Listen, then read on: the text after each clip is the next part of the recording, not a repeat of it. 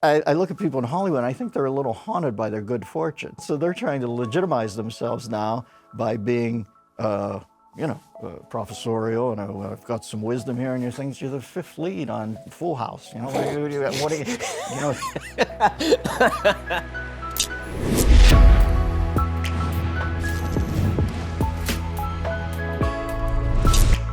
Hey, and welcome. This is the Ben Shapiro Show Sunday Special with our guest, Dennis Miller. Dennis, by the way, is the host of the Dennis Miller Option, which is available for free. You can listen or subscribe at Apple Podcasts, Google Podcasts, wherever you get your podcasts on the Westwood One Podcast Network. We'll start talking with Dennis in just 1 second. But first, can you believe it's already April? Time has a habit of getting away. But if you've got a mortgage or kids or anyone depending on your income, you're going to have to spend some of that precious time getting life insurance. If you need life insurance, but you don't want to spend a lot of time comparing it, you should give Policy Genius a try. Policy Genius is the easy way to buy life insurance online. In just 2 minutes, you can compare quotes from the top insurers and find the best price. Once you apply, the Policy Genius team will handle all the paperwork and the red tape. No commissions, no hidden fees, just more time saved for you. And Policy Genius doesn't just make life insurance easy. They also do home insurance, auto insurance, disability insurance. They're your one-stop shop for financial protection. So be an adult. Go get yourself some life insurance right now. If you need life insurance but you're short on time, head to policygenius.com and compare quotes. Policy Genius is easy.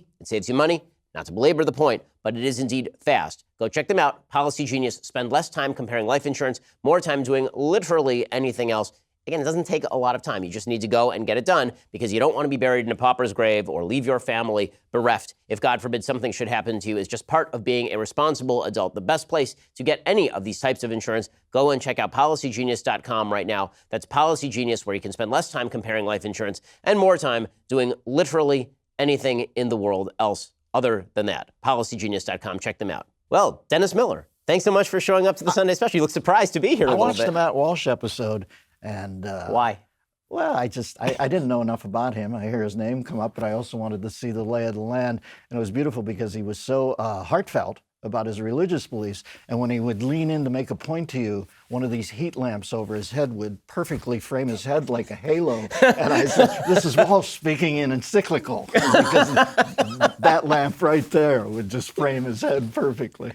So for people who have fallen out of touch with you, what have you been doing lately? I want to go back all the way in a second to the beginnings of your career, from birth to now, yes. So get the whole life story. But what are you up to these days? I go out on the road and do my stand-up. I just did a special called Fake News, Real Jokes. That was my 9th special. I go out with Mark Stein periodically. We go out and have, it's a little less comedy, but it doesn't turn into a think piece either. It's kind of funny, but we take questions from the audience and that. But as far as a television show, I live up north, and I'm not exactly in demand now anyway. So it sort of dovetails. At 65 years old, I'm not one of these people who always wanted to hustle it into the barn. I worked hard my whole life. I'd like to travel a little. I'm trying to read everything that P.G. Wodehouse wrote, and that's a task in itself. And I like to go hiking and that. So when people say to me now, what are you doing now? It's enjoying the fruits of busting my tail in the mining town that is Hollywood for the last 35 years. So quick question about that special. So the special is great. I watched it last night, actually. And it didn't get distribution at some place like Netflix. You said you're not in demand. Why do you think that is, that you're not in demand? Well, you know what? You can do the thing about your political beliefs, but I think that sounds whiny. You make a choice to talk out loud and let the chips fall where they may. If I had to say I'm 65, I don't want to bang that drum again, but who gets really infrequently, do you get super hot when you're 65 years old? I've had a beautiful run. I think things are in a suitable denouement. It's not like I can't do anything, but my choices are limited to some degree. But it seems to me that it's completely where it should be. Like I said, what do I have in common with a 65 or with a 25-year-old kid? If I sit down with many 25-year-old kids who are friends of my sons, and they're also nice. But when I watch somebody like AOC, I'll abbreviate I guess that's the new lexicon, but when I watch her, I think, well, this is so obviously ill-informed.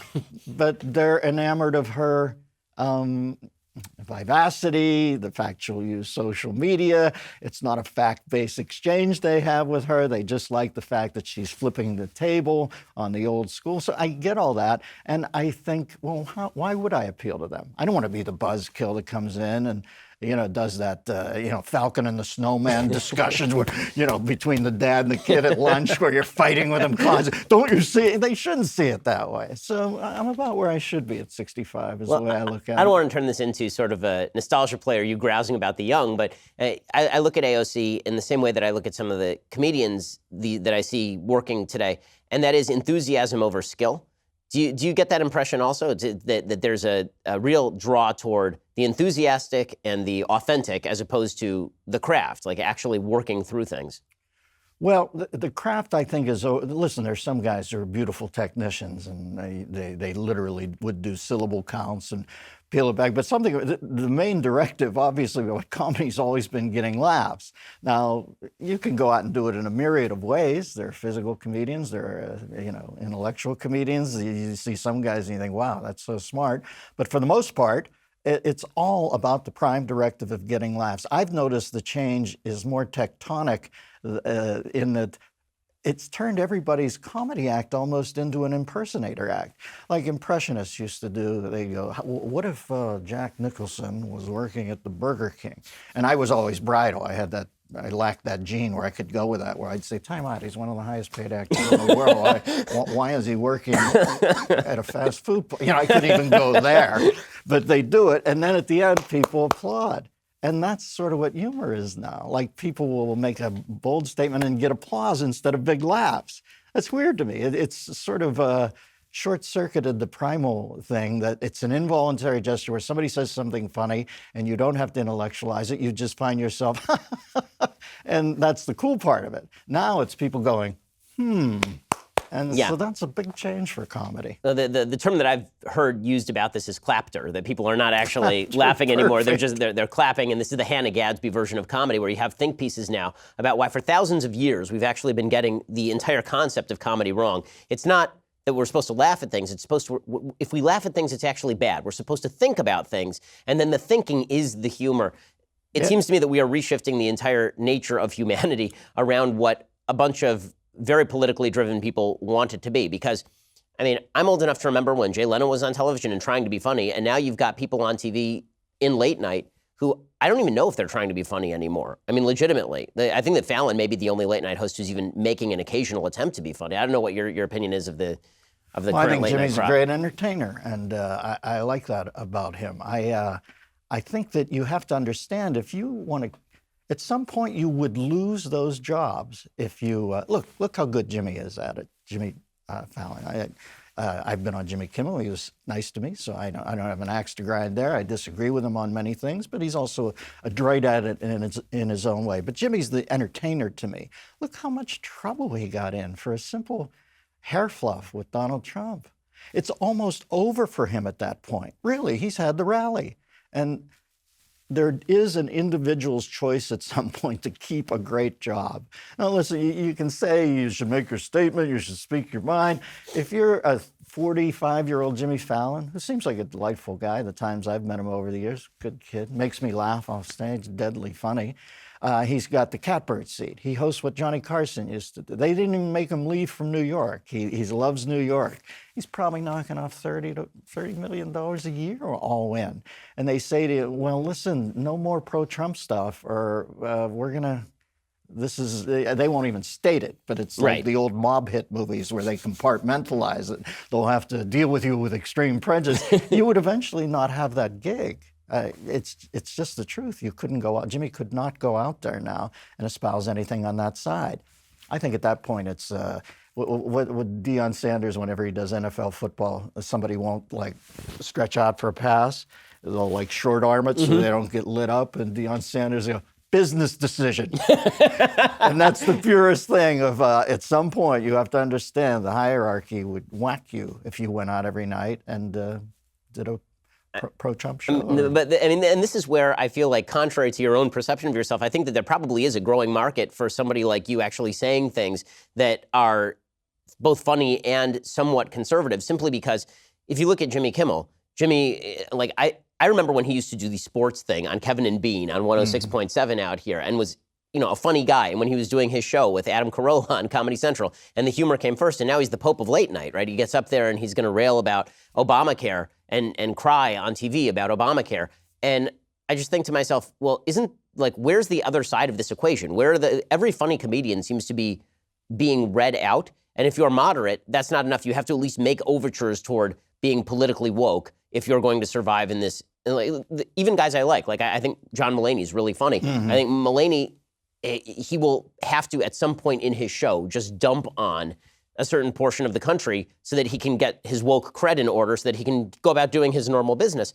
Well, I mean, isn't that leaving half the country out of the equation? He has to check that box for a cloaking mechanism. If he doesn't, everything else in his act will be shot through the prism of, is he not woke enough? So, yeah, is it easier to strew it throughout so you look woke for an hour and you're doing some tepid jokes? Or is it better just in the middle like a sorbet? You cleanse your palate with, just come out with a thing and hold up a picture of Trump with horns and a trident. And, you can work both ends of that, but in the middle you've laid. It's odd to me how it's demanded that you establish that. I won't do that. There are times I think Trump's a buffoon. There are other times I think Trump's great at what he does.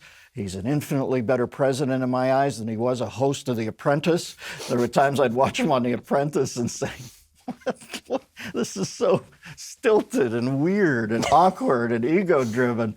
But there are days I watch him on as the president and I think, when I see those union guys being led into the Oval Office and him just saying, go ahead, take some pictures. And the guy starts crying, thinking about his dad, who's the Boilermaker who never got anywhere near that. I always think, wow, in an odd way, the most patrician of these guys, or I shouldn't say patrician, but the billionaire guy comes in and he has a stranglehold on what the hoi polloi mean. I'm fascinated by that. I think it was all those years of him in a hard hat walking through construction sites with the power tie on, but he also has to cohabitate with all these cats who are throwing the building up, or he has nothing. Something gave him these proletariat chops, which I admire about him. Whenever they say, just this morning, Ben, well, I should let you ask questions, but I'm off on some rant here, but I saw again this morning that a couple of Democratic candidates, Castro, I forget his name, is it Julian? Julian Castro. Julian Castro, and somebody else said Trump reminds him of the Third Reich. Yeah, Beto. Beto. And I always look at this stuff and I think, oh, for God's sakes, do you not see that you're not being clever about how you're playing this guy? If you do hate him, if you do hate what he wants, if you want him out, to throw down the Hitler thing, and then here's even the backup plan on that. If you say, well, listen, when you say he's Hitler-like, obviously my flashcard in my head is the systematic liquidation of 6 million of his fellow human beings. I haven't seen anything like that from Trump. And they'll say, oh, of course I didn't mean that. And you'll say, well, what other Hitler peccadillo were you seizing on? The shitty mustache, the bad house painter reviews on Angie's List. Of course, when you say Hitler. So again, this morning, even today, you've got Beto O'Rourke's positing himself as a young hipster. A young hipster does not come in and say the man in the Oval Office right now. To me, it's such an awkward, clumsy overplay.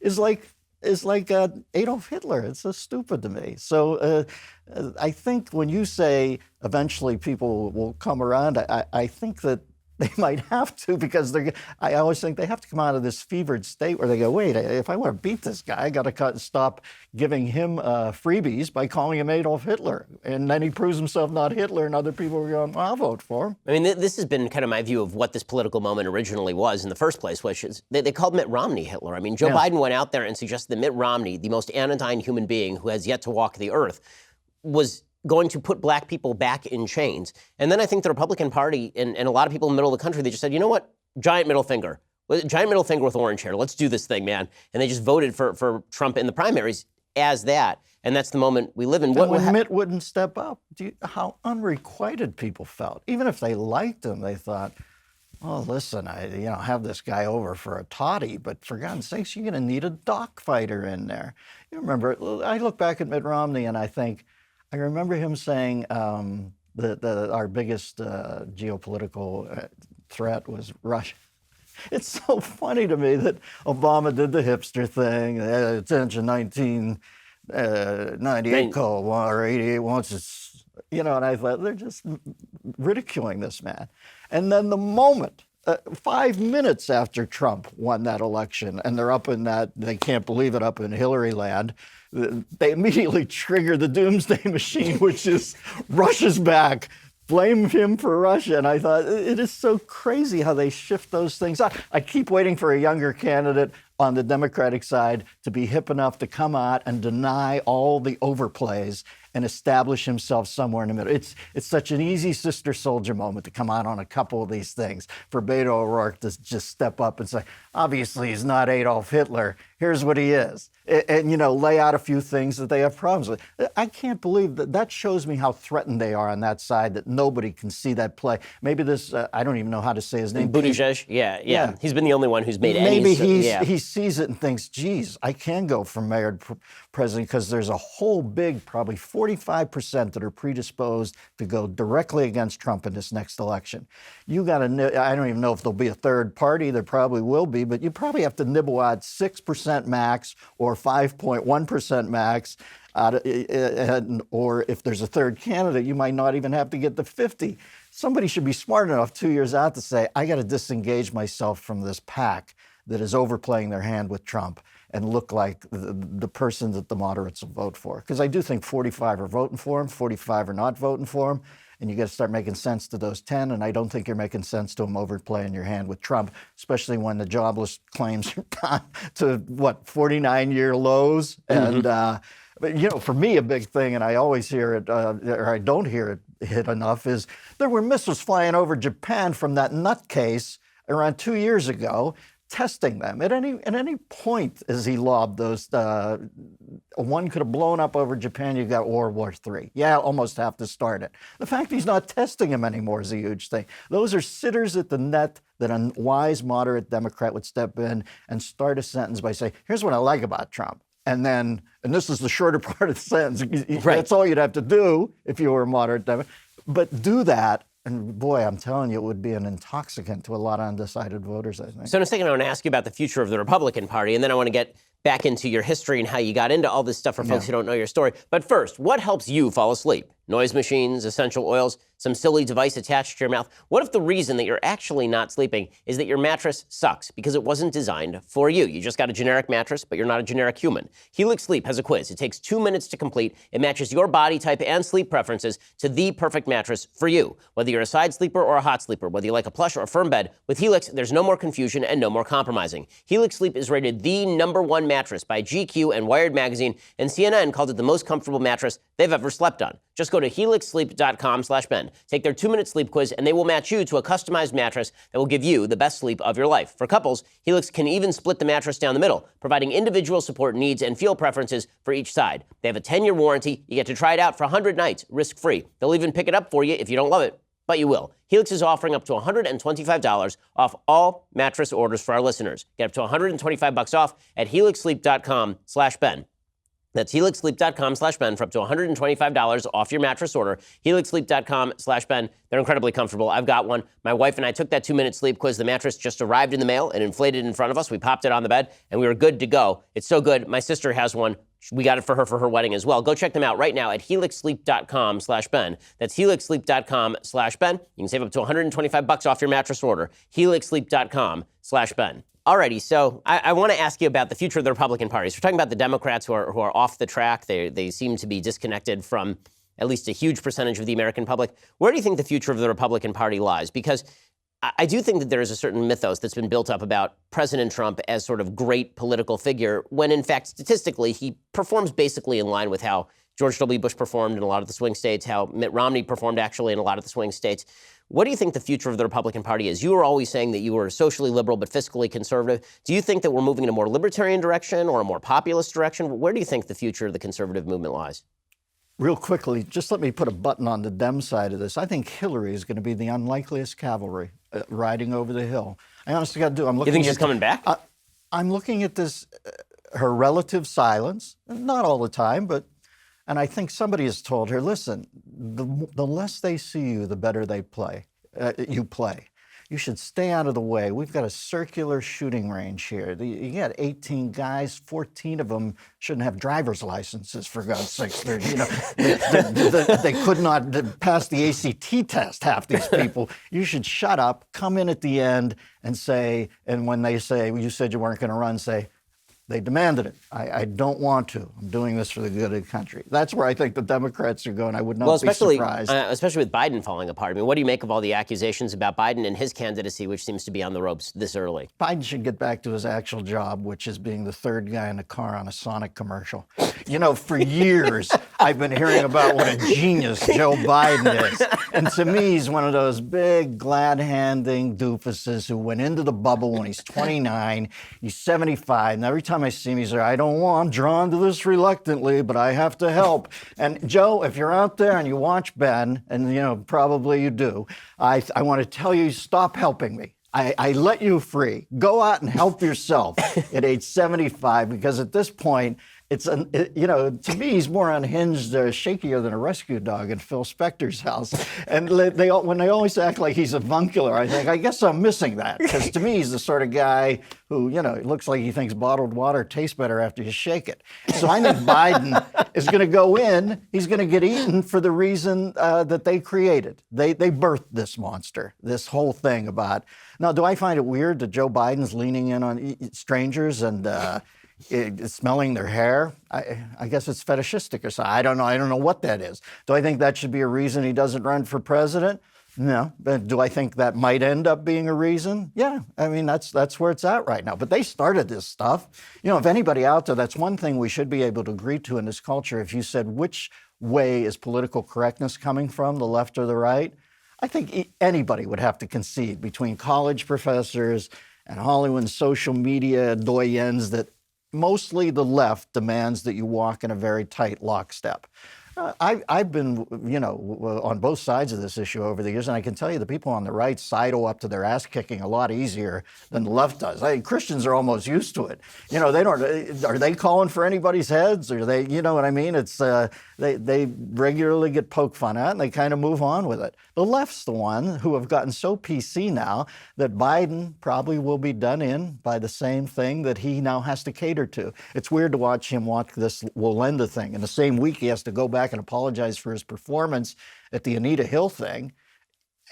He also has to, say that I didn't really mean it when I lean in, but now he has to qualify that and say, I see that the space is different now, I'll try to modulate. And I think, wow, it is a hard job over there keeping up on the daily PC casting list, which they nail on. And that's exactly right, especially because the same week that Joe Biden is doing all of this stuff, the entire Democratic Party descended and paid homage to Al Sharpton, right? Who's like one of the worst people in human history. And they're all going to the National Action Network, and they're pretending like he's some sort of great political kingmaker. 3 decades after he pulled a Jussie Smollett with Tawana Brawley.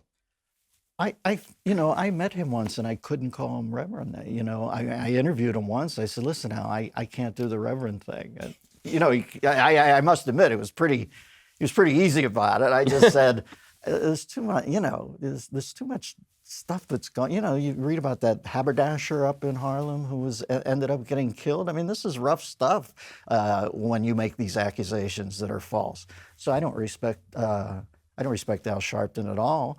And by the way, that weight loss, I think he just got to a point where he had so violated the sacrosanct promise of not overusing the minibar on speaking engagements that he actually had to cut it out of his rider, and that's when he got thin. I think that man was entirely filled with Grey Goose and Toblerone. It just turned into a Macy's balloon. Everybody sees him now. Al, what are you doing? Did you cut out carbs? No, I fucked up on the minibar so much they had to take it out of my rider. But now all of a sudden, to watch them kiss his ring is just unbelievable to me. And that's what I mean about that 10% in the middle. 45 are going to go against him or for him. That 10 in the middle, I think, sees stuff like that and says, oh, really? Is he the gatekeeper now on all this? He's not even a good guy. Now, you had asked me before about where do I think the Republicans are going. I don't know. I haven't paid attention to the Republicans. It's not Republican. It's Trump. And in an odd way, he has turned out to be very conservative. I mean, he's led, I would say, on most big issues, you're more conservative than me. I'm pretty conservative, but he's done pretty well as far as checking conservative boxes, hasn't he? Well, certainly with regard to tax cuts, with cutting regulation, with appointing conservative judges, moving the embassy to Jerusalem. That's a big ticket. He's done a lot of great stuff. I mean, the one area where I think the Republican Party continues to be a giant fail is, of course, on spending and entitlements. And they will be a fail for as long as any party can be a fail. On that. This is the reason stuff that I think you can talk about where they should talk about it with him. Yeah, we're spending our ass off. I don't think we're spending at the same speed that we did under Obama, but certainly it's not enough of a thing where you go, oh, he's notched back on that. I think that I can't judge Republicans because I don't feel Republicans been in there. I feel an unlikely conservative guy. I view Trump as the guy.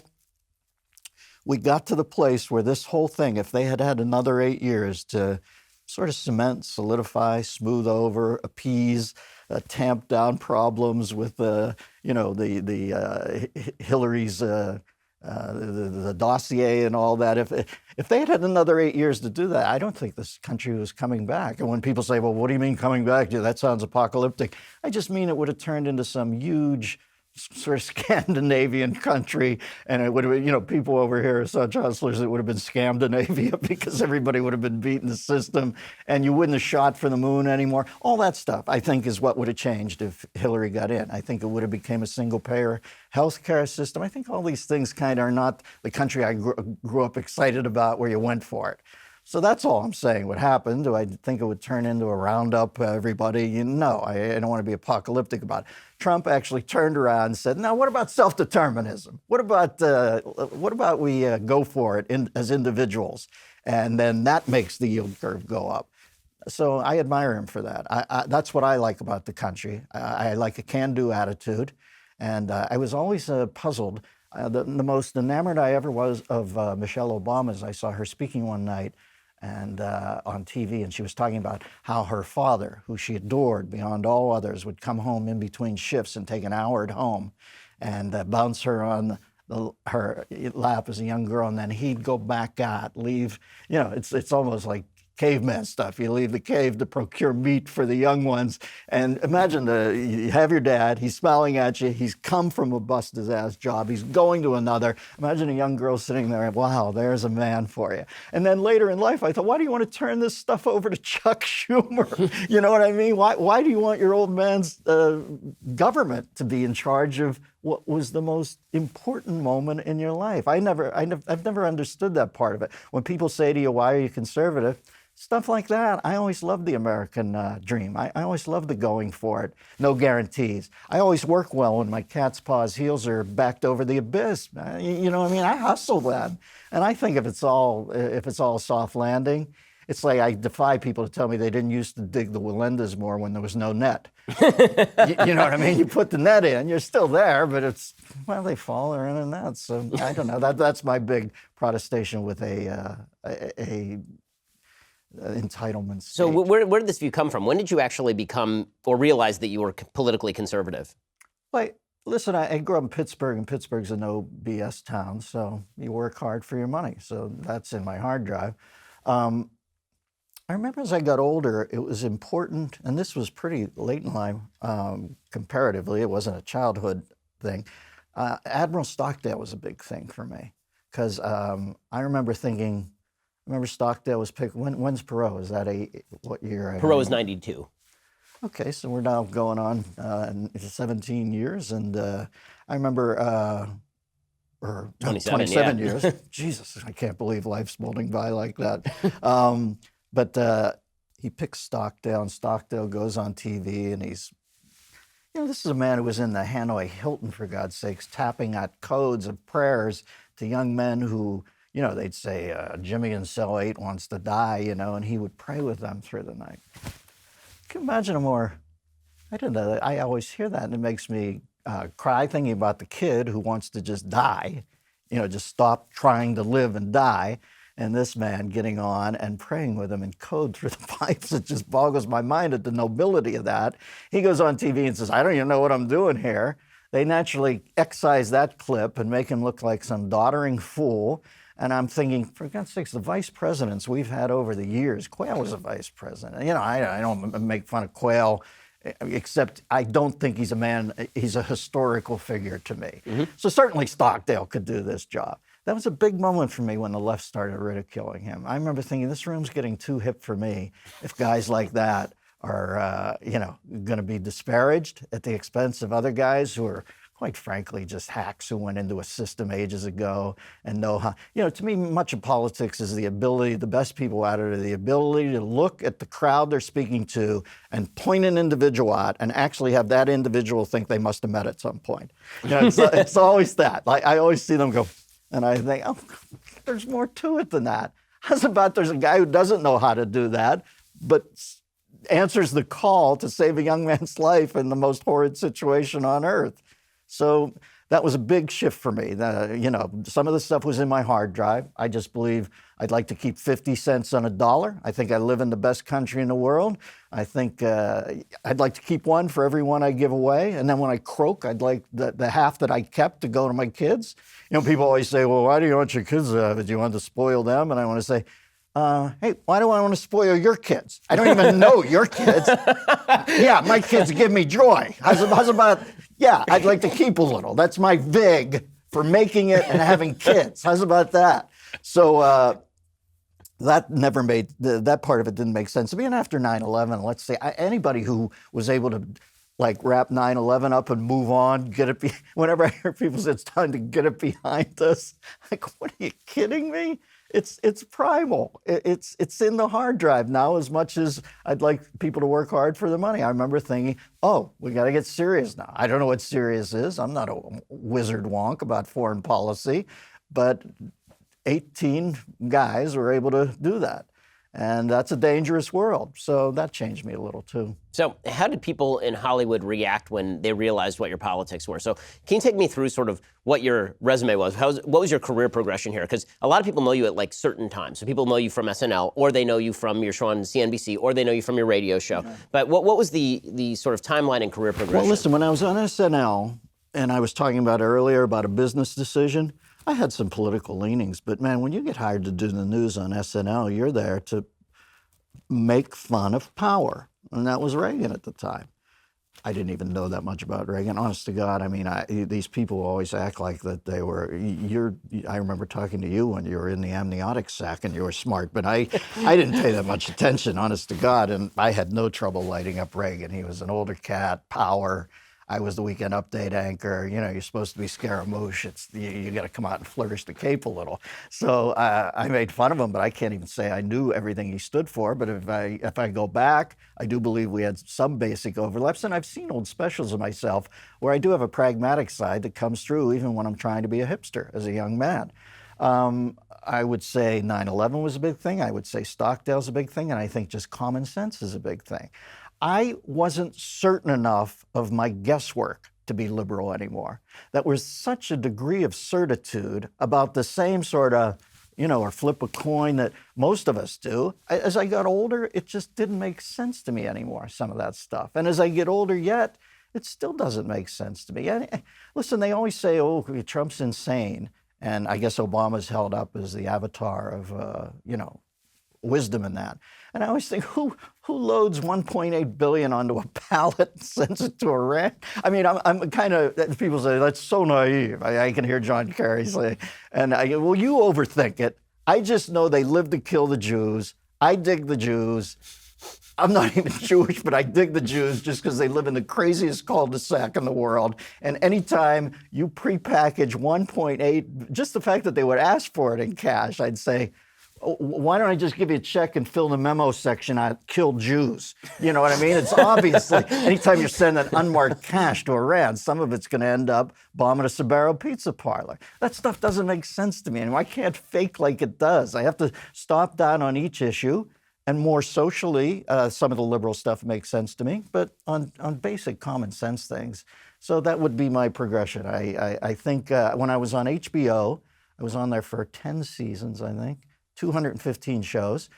And as I look at it, I was always a pragmatist, but maybe in the second half of it, I was just more openly skeptical about some of the BS. I can remember having Tim Robbins on one night, and this was probably a turning point. He said, I said, where you been, Timmy? What are you doing? And he said, well, I've been on the road with Bill Clinton for 2 weeks campaigning. I said, so that's twice in your life you had to crawl through a pipe filled with shit. And I remember thinking, I came off after and people were looking at me, and I might have gotten more open about my beliefs at that point. So in a second, I want to ask you, you've done a bunch of these jobs. Which one of them did you like the best, the kind of mix of comedy and politics? But first, no one really has time to go to the post office. You're busy. Who's got time for all that traffic, parking, lugging all your mail and packages? It's a real hassle. I know. Last time I went to the post office, I got a traffic ticket. That's why you need Stamps.com, one of the most popular time-saving tools for small businesses. Stamps.com eliminates trips to the post office and saves you money with discounts you can't even get at the post office. Stamps.com brings all the amazing services of the U.S. Postal Service direct to your computer. Whether you're a small office sending invoices or an online seller shipping out products, or even a warehouse sending thousands of packages a day, Stamps.com can handle it all with ease. Simply use your computer to print official U.S. postage 24/7 for any letter, any package, any class of mail, anywhere you want to send it. Once your mail is ready, just hand it to your mail carrier or drop it in a mailbox. It is indeed that simple. With Stamps.com, you get 5 cents off every first-class stamp and up to 40% off priority mail. It's a hell of a deal. Not to mention, it's a fraction of the cost of those expensive postage meters. Stamps.com is a no-brainer. It saves you time. It saves you money. It's no wonder over 700,000 businesses already use Stamps.com right now. My listeners get a special offer. It includes a 4-week trial plus free postage and a digital scale without any long-term commitment. Just go to Stamps.com, click on the mic at the top of the homepage, type in Shapiro. That's Stamps.com, enter Shapiro. So obviously you've had a pretty varied career here. Yeah. Which one of these did you like the most? What did you enjoy? Well, let me go through them. I was a stand-up comedian. I dug it, but I was broke. At the beginning, you're broke. I can remember being out on the road. It's a brutal scene. You go into the comedy condo, and there's Andromeda strain on the shower curtain. You know, like nothing's been cleaned. But you're out there. At least then I was able to tell myself, yeah, brother, nobody throws you a bone until they have to throw you the bone. So shut up. Lay low, keep your nose to the grindstone, and get through this as quickly as possible. But you'd see club owners taking kids' audition tapes and taping the Winter Olympics over them. You know, it was just like gladiator camp, you know, and I thought, well, I'm going to go down hard. So, you know, I got all Spartacus about it. I look back on it now, I'm such a wuss. But at the time, I thought, well, it's just going to be tough. So I got tough, and then I was seen for Saturday Night Live. I'd have to say that's, you know, to answer the question, but we can go through the other ones if you want, but that's the biggest change. I mean, you know, you come in from Baltimore. I remember I was in Baltimore getting stomach poisoning at I won't say the name of the company because I've eaten there since, but at a place, and then all of a sudden 2 days later, you're healed up and you're in New York, you're on Letterman. And I remember I had auditioned for Saturday Night Live and didn't get it.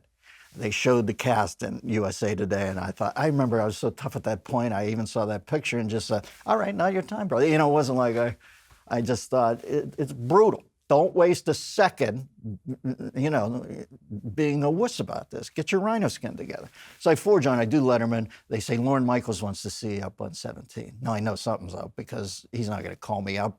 Lorne hates awkwardness.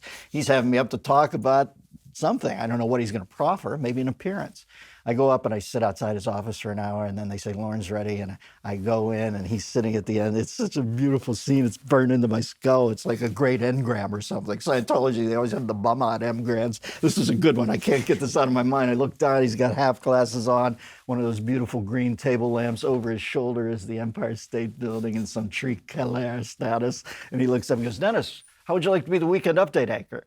And I said, well, I'd like that a lot. He said, I'll see you at 10. And it was that, and I walked out, and your life's never the same after that. I found out that Lovitz was supposed to do Weekend Anchor, but he was in so many things that they needed the time. This is the vagaries of life. They needed the time between the band who would play and the Weekend Update to dress him out in prosthetics for some of the characters he did. Thus, I get the gig. And so if I had to say what my biggest change was, it was that, and also the most enjoyable. You're in the bunker. It's life in the bunker. You know how that accelerates the emotion of relationships. You're talking about a really brutal place where it's fun too, but if you screw up 3 weeks in a row, you're dead. I mean, you're gone to the point where nobody sniffs you. It's like an injured player in the NFL. Nobody wants to be around it. They know there's a taint on you. So I dug that action when I was a kid. I don't know if I have the nerves for it now, but at the time it felt like savoir-faire. Then after that, I was looking for an exit point because I didn't want to be a guy who overstayed his welcome there. I remember in college, there was always the guy who came back after he had graduated the next year and hung out near the keg trying to tap it and get laid. And I always thought, what a weird scene that is. So I didn't want to overstay my welcome. So around 6-year point, I looked for a point to jettison the fuel module and get out for money. And I got a nice gig in a syndicated show, but it got whacked after 6 or 8 months. I went home. That was one time I remember being hangdog. But Michael Fuchs, who headed up HBO, called me the next morning, and I had done a couple specials for him, and we got on. And he said, listen, lick your wounds, heal up, and we'll do something here. And he gave me 3 shows on the air at HBO. The second one won an Emmy, and then I got 215. At that point, I began to disengage from actively judging how good my life was going through job or not job.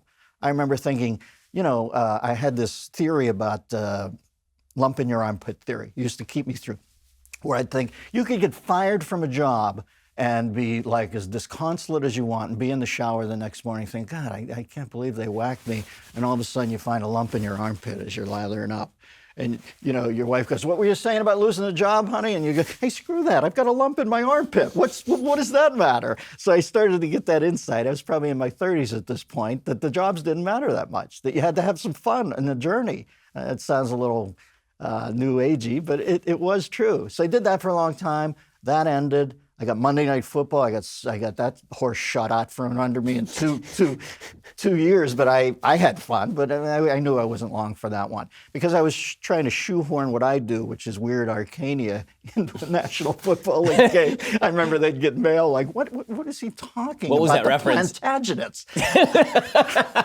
I remember, are we on cable? Can you say? You can say whatever you want, yeah. Okay, I'll tell you a great story. We're doing a game one night, and this receiver hurts his ankle, and they're wrapping it in an ace bandage. And on the air, I try to make Al laugh, and the weird Arcania is what makes him laugh. Because Al's a genius, but if you throw him off his feet, he can't gather it. And he's like a tipsy air traffic controller. It gets a little weird. So I spend all my time trying to get him to laugh. So they show him wrapping the ankle, and I go, Al, I haven't seen that much fabric used since the environmental artist Christo wrapped the Pont Neuf Bridge in Paris. And I remember Al hits his sneeze button, which cuts his voice out to the home viewer. He looks at me and goes, hey, what the are you talking about? Olmeyer, our producer's down in the truck, and he fancies himself an art aficionado. I actually hear him say, no, Al, Christo, environmental artist, good call, good call. And I remember simultaneously delighting in that and thinking, I'm not long for this. Because you can't, they're watching football. I would have whacked me too. It was like when I heard Madden left Fox, I called Fouts that morning. He was our third guy in the booth. I called Dan Fouts. I said, listen, it's G. Gordon Liddy time. Just tell them what corner you're going to be on so innocents don't get hit in the crossfire because we're gone later today. So they just rehired us. I said, I don't care. Madden has not left Fox to sit up in the Dakotas with the old lady and drink frappuccinos all day. He's coming over here. Sure enough, they whack us later today. I would have whacked me too. It's the way of the world. If I'm ever in LA on any given night and I want to do stand-up and I go into the Improv and John Madden's on stage, they better haul his fat ass off too. That's the way the world works. So after football, what did I do then? I went to CNBC, and I didn't even want to do that, but there's a number they hit. I'll make the drive. That's the way I look at it. I mean, you can be all ethereal about showbiz, but at some point they hit the number. You go, listen, I'm a breadwinner. Go win some bread.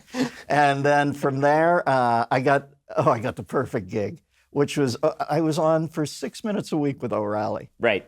And I didn't even have to do the heavy lifting because he didn't want me to. He wanted to say, hey, Miller, there's a robot in Korea. And, he'd show footage or spring break. So he could show the bikini footage 8 times in a row, and what about these kids?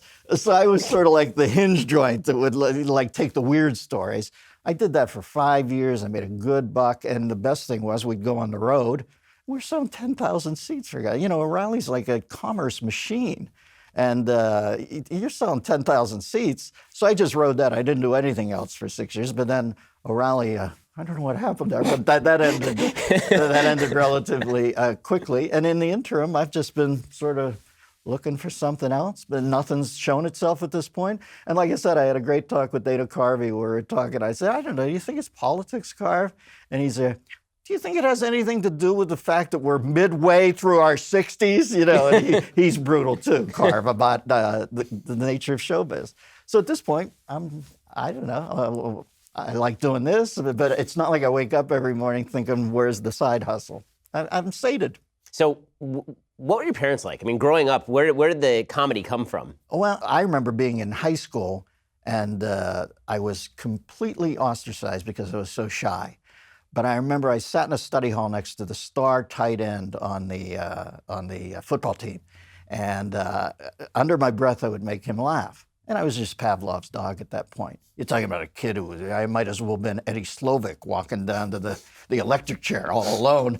All of a sudden the tight end says, you want to walk between classes, you know? And I'm thinking, wow, I get it now. I make them laugh and I'm included. So that's when I started to, get funny. So I don't think funny is some mystical sword from the stone moment.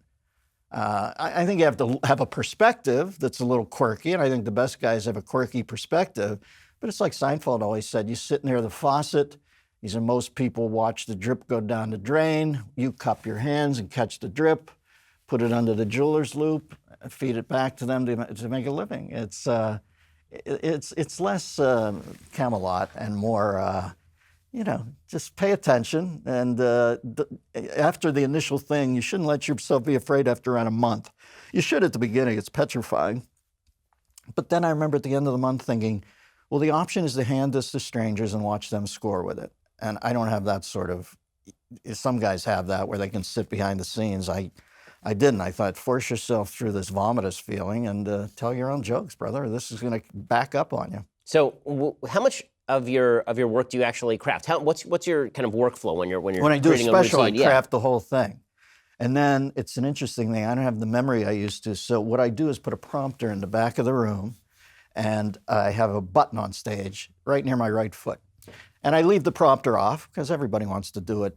But just knowing that it's there, bullet points, if I get to a point where I'm just, for a second, it slipped my mind, or like I said, I don't have the memory I did when I was a kid. I used to remember it like that. I just go like that, and the kid turns the prompter on the bullet point I'm at, and then I hit it and turn it off, and then you're good for another 20 minutes. But on a special, I write everything. The way I develop jokes is I'll go up with I used to always try to, when I was stuck on SNL, I had this big poster on my wall where, Friday, nobody wants to hear your sad tale about how you don't have Weekend Update together. And like I said, if I didn't do that good for 3 weeks, in a row, A. Whitney Brown would be co-hosting. So I'd get motivated at a certain point. I'd think, you better write jokes now. You better shut up with the whining. And I'd look up at the poster and it said, indignation, what am I, arcane reference. It was like a basic iambic pentameter for jokes. Because I would get to the point where I'd say, I went to the doctor. He said I was a little stiff. What am I, Rosie the Robot? It was like pretty, it was pretty easy. It would signal it, or it would trip me off, and then I'd think how easy it was. You had to, at some point, have a little, you have to be debonair about it. You have to demystify it, and then you have to feel proud of it. So at the beginning, I remember I went on Letterman the first time, and Biff, the guy who lets you backstage after, if you don't get called over, says, hey, what's your last 2 lines? So I know when to pull the curtain. And that was a big thing.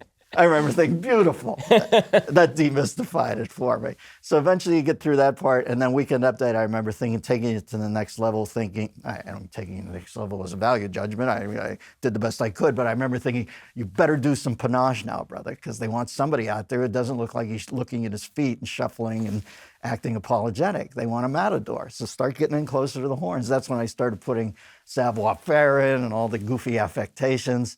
And I just remember that during the week, I had a perfect thing. I was in New York City. If I had a joke I wasn't sure about, you go out to a club and you go up and tell it. And it doesn't have to kill, but you have to get something that lets you know it has a pulse, And so it was a perfect lab. I was just smart enough to think, don't drink, don't get loaded. I've never done blow or anything, like it was a crazy time. I just remember thinking, I talked to Leno about it. He said, stay on the road. He said, I know the road looks crowded now, but I'm telling you, everybody starts going off the road for pleasures or neuroses. And it was true. I just like wrote my jokes and shut up and didn't get loaded, and it opened up.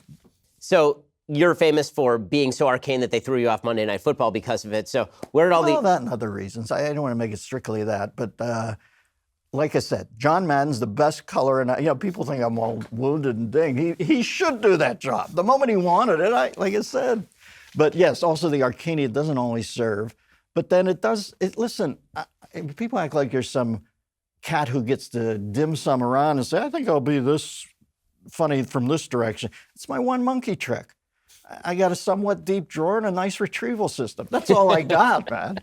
You know what I mean? It's not like I'm not Moliere. I'm not an old coward. Everybody's got their strengths. I did learn a lesson from a great comic named Richard Belzer early on.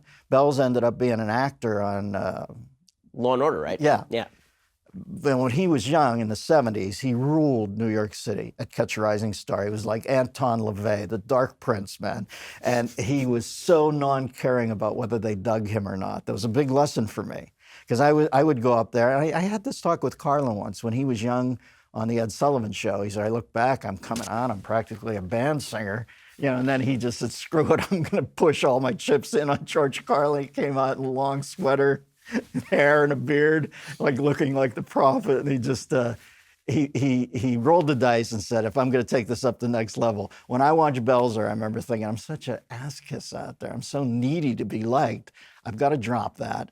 And I find out in a very important lesson, at least in a confined space, a room, people don't want you to be ass kissy. They find it unctuous. They want you, and this is the objectivist in me. I'm reading Atlas Shrugged as we speak again, and part of it's weird to me, but part of it, the self-determinism part, I find really exhilarating. I remember thinking they don't want you to be up there being sucky like Dagny's brother Jim in the novel. They want you to be like Hank Reardon, step up and do your thing and do it confidently, and they're freed up to dig you because they don't have to worry about your self-esteem. I remember at the beginning, crowds would look up and nervous laughter is them thinking you seem like a reasonable, nice guy and they don't want you to fail. They've diverted their shields like on Star Trek away from just flat out laughing into protecting you in some way. If you go up and start giving off that sort of garbo thing that you don't care if anybody ever sees you again, it's an intoxicant to them. That's showbiz somewhere right It's in there. politics too, right? I mean, President Trump is that. I mean, there's no question that it works. I've never seen anybody like that. I'm telling you, here's the thing I think about Trump. Say what you will about him. I think his outer voice is an entirely accurate depiction of his inner voice. Oh yeah, there's no filter. As crazy as that is on some days. I don't think Hillary Clinton's inner voice and outer voice have ever even had a cup of coffee together. And I think that's why he's the president of the United States right now. Yeah, I think there's very little question about that. So who are some of your favorite comedians? You had to rank comedians historically, who are your favorites? And then who are some people working now you like? Well, listen, when I was a kid, Jonathan Winters made me howl. Because he was easy to understand. You could airdrop him anywhere in the world, and the faces and the funny voices and his ability to improv was liberating. So I saw that when I was young. That stuck in my head. Then the next thing I saw like that was Robin in his first HBO special, where he was so untethered. And Robin became a movie star in that, but when his young stand-up, just to watch somebody that carefree, I knew I could never do that, but I remember thinking, God, that must feel like a loofah scrub on your brain to go up and you're always so guarded in front of strangers, to go up and be that unguarded, you must feel bulletproof when you walk out. So that was cool. I went to see a comedian named Kelly Monteith, who was nice enough to have me backstage, and I don't even know if Kelly's still with us, but I always kissed the ring because I was a young kid thinking I can't do Robin, but I think I can do what Kelly's doing. And I don't mean proficiency-wise, I just mean that sort of delivery at a mic. And imagine what a sweet man he is to have me back, a kid unknown, who is not even a comedian, just say I'm contemplating it for 10 minutes backstage and giving me some guidance. Very important thing. Next guy I saw was Jay. He demystified it for me. He was a stone killer on stage. I know people see Jay on The Tonight Show. Jay's smart enough to serve a task, and the task was to win that for 17 years, and he did. That was his prime directive. There, he did a great monologue, but I'm telling you, Jay Leno off stage is wicked. I just talked to him last night. He just stone killer. So that was important. The next guy, Seinfeld. I remember seeing Seinfeld in New York and thinking, well, I don't think I should watch him anymore because that's too, that's insightful. You know, I mean, it was about socks and a dryer, but it was such a clever take. I remember he did a joke one night, "Don't let us maybe quit show business." It was so deft, where he said, "I watch a parakeet fly into a mirror, and I always think, well, sure, they're low brain power, but that being said, wouldn't he want to avoid the oncoming parakeet?" You know, I remember I had to leave the room and say, "Man, I'm writing jokes. Well, I got to go sublingual here because that's way down here." And so he was important. And then today, I would say the funniest man in the world is Brian Regan, who's a brilliant comedian who, the beauty of it is you have kids, I don't know if you still have the kids' grandparents, but you could take all of them to this thing from 10, and I don't say this about a lot of guys, to 80, and they all walk out like with temporomandibular joint syndrome. They've been laughing so hard. He's a flat-out genius. Jerry's still, Jerry's Mount Rushmore. He's the man. And there's a cat named Sebastian Maniscalco who does sort of it's about his upbringing. That's a little more that guy, prowling the stage. And he, I don't know, my son and I go to see him, and literally we were in trouble. I think the hardest I've ever laughed, I have a good memory. I can't say he always worked for me but I loved him, and he made me laugh. The single hardest time I've ever seen was Sam Kinison. I don't know if you're as familiar with Sam, but it was just so wrong. Like sometimes he'd be so wrong that you'd sit there, and this is what we talk about with political correctness now. We've like augured out a huge bit of what makes you laugh. Sometimes wrong or unfair or mean is what makes you laugh the hardest. I remember Sam convulsing me one night. There was a group of people in from Decatur, Illinois or something, and we're in the Comedy Store. It's like 2 a.m. He's the last guy. Sam comes out. He hasn't broken big yet. He's getting big, though, but he comes out. He's like some pissed off Gollum. He's got the beret on and the coat, and they don't quite know what to make of him. "Where are you in from?" And he starts talking to them, and they think he's Nice Sam or something. I'm thinking, oh, Christ, they have no idea they're dealing with the Antichrist. And then he said, "What are you doing?" The guy describes it, and Sam says, "Yeah, sounds good. Hey, listen, around 3 o'clock, after hearing that story, around 3 o'clock tomorrow afternoon, I'm going to be doing some yard work. And if there's anybody else in the crowd who wants to drive by and put a fucking bullet in me, because I'm dead, like him, I'm dead." And the people were like, it was like the beginning of The Mask or something, where the eyes are coming out. And now looking back at that, that's the hardest I've ever laughed. I remember thinking, I was with a comedian named Jeff Cesario. Now I look back on that, I don't have any choice in that. I look back on it, is it like great moments in comedy? No, it's not exactly deft, but it was just so wrong. And the equilibrium was so thrown off. Maybe it was nervousness, but it just made me laugh my ass off. And I often think now, all that's dead. Sam would be out of the business today. So would Rickles. I mean, I think Rickles might get through because he was a softie. He had a good heart.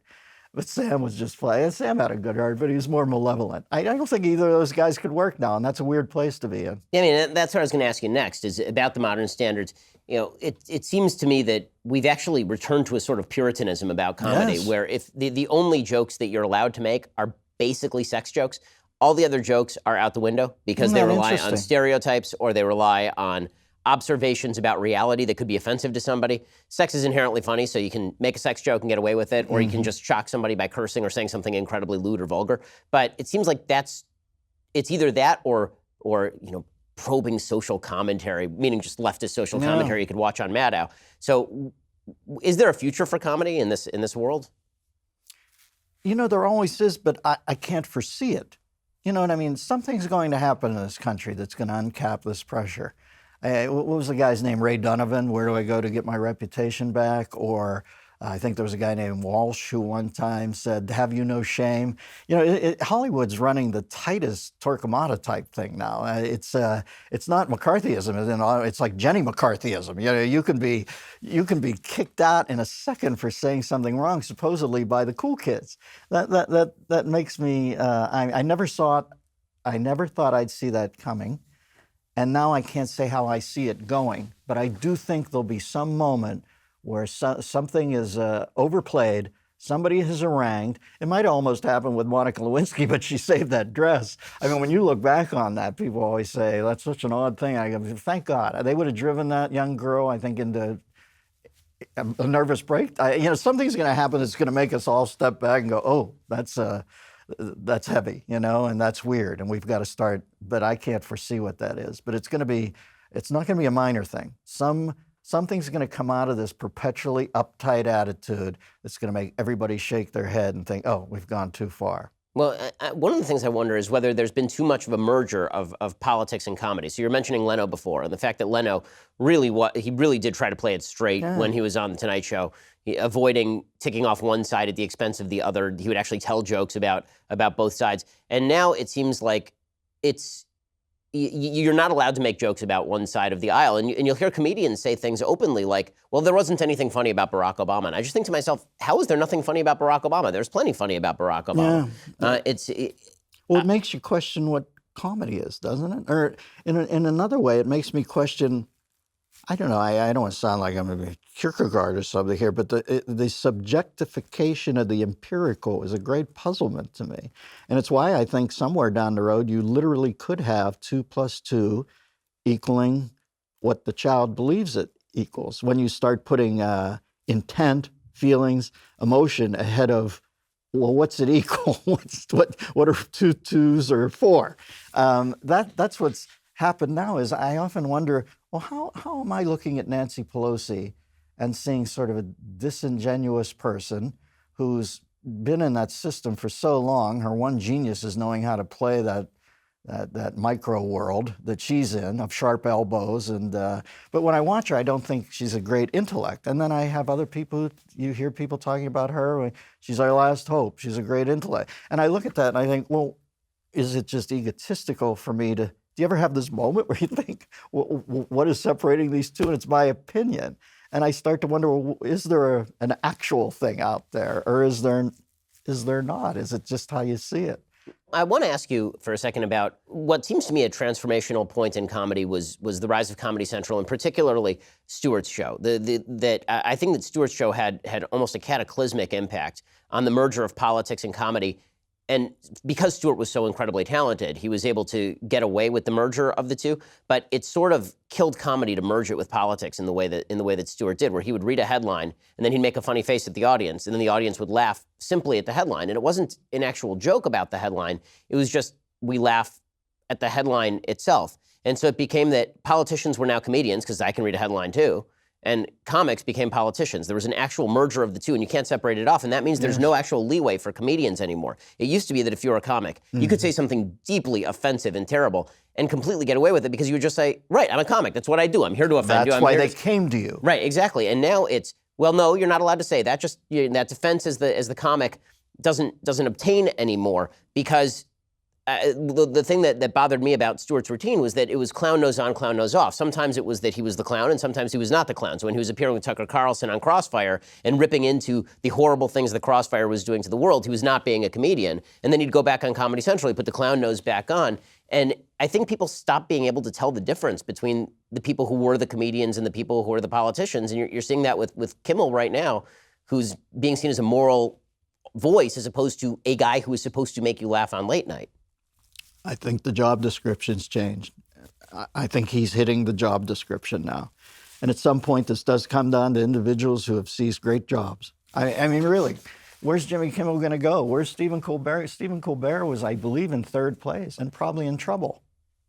Trump got elected and he's in 1st place. And he's thought, at some point, it is a Skinner box. It's your Pavlov's dog. What are you going to do? Go over and get the electric shock? You want the corn kernel? Those might be their beliefs, but I'm also saying, even if they weren't their beliefs, really? They're going to come out there and start? No, you wouldn't have that gig. So I can't cut through that part of it. How much is that? I do know this. The people who I think have gone in the bubble for so long, mostly in Hollywood, I think there's always a haunting thing. You hear great people talking about, people who have built great fortunes talking about, I was always a little haunted I didn't get a college degree. And I always think, why? What does that matter? It seemed like a jerk-off thing to me. But they always say that. I look at people in Hollywood, and I think they're a little haunted by their good fortune. Not all of them. Some are great artists, but some of them have a mug that works. Some of them are at the right place at the right time. I think they're always a little haunted, so they're trying to legitimize themselves now by being, professorial. And I've got some wisdom here, and you're thinking, you're the fifth lead on Full House. What do you so I got Pepperidge Farm, Alyssa Milano's. They have no filling. But the fact is that guys like Trump lived a whole life. I don't think he feels any need to, when people say, how can he say those things? I don't think he's thinking to look wise. I think he's kind of built his, what he thinks Donald Trump is, and now he's just going to upset the entire apple cart. All I know is this: I don't watch the Oscars anymore. I had a chance to last year, but somebody also offered me the chance to kayak solo across the Pacific with a rabid meerkat in my lap, so I opted for that. But everybody goes on there to look wise now, and you go to Trump press conferences for laughs now. It's just so when people say, well, how did we get, I can't even tell you how we got there, much less how we get back. But I would say if I had one hot lead on how we got there, is people in tertiary industries started taking themselves serious about knowing how the world works. Honest to God, when I go out and do my thing, I say that now these all stop at the end of my fingertips. I'm barely getting through. I've been puzzled, confused, mistaken. My whole life's that. But there's a degree of surety now that comes along with the self-righteous nature of being right. And you just look at for instance, real quick, I'm pontificating, but I always look back to 1965. It's a big thing for me, the institution of the Great Society, which was ostensibly supposed to help the disenfranchised. Great intent. I guess LBJ's trying to level his karma out from the NOM, you know what I mean? So he's thinking, here on the home front, I'll try to help the disenfranchised. Now, the yield of that over 64 years now, 2019, I think there was a 21% single parent rate in the Black community back then.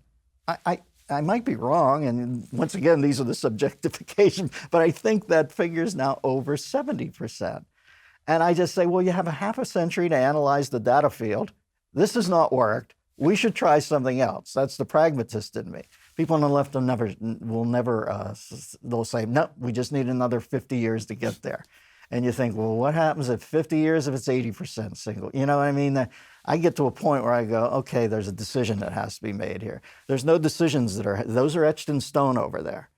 Sometimes people on both sides are etched in sand. It's a little bit bullshitty politics, but they are definitely etched in stone on around 10 of these things. And that lockstep is tired to me. I don't like clogging. I don't like line dancing. I don't like liberal politics. To me, modern liberalism is like a nude beach. It sounds good till you get there. And then there's a lot of cankles, a lot of misspelled tattoos. So in a second, I'm going to ask you the final question. I'm going to ask you for the best joke that you've ever heard and the best joke that you've ever told. Oh. But first, if you want to hear Dennis Miller's answer, you actually have to be a Daily Wire subscriber. To subscribe, head on over to dailywire.com, click subscribe. You can hear the end of our conversation over there. Thanks so much for stopping by. I really appreciate it. Hey, I'm happy for you. You're such a fine young man. I remember talking to you years ago saying, now that is you know what you are? You're a fine young man. I don't know that they use that term anymore, and I don't mean to embarrass you, but you're a brilliant guy. Well, I talk to people and they know you're brilliant. And when you get beyond brilliant, you find out the guy's not a prick about being brilliant, but a nice young man. I'm so happy for you. Well, thank you so much. I really appreciate it. Good to see you.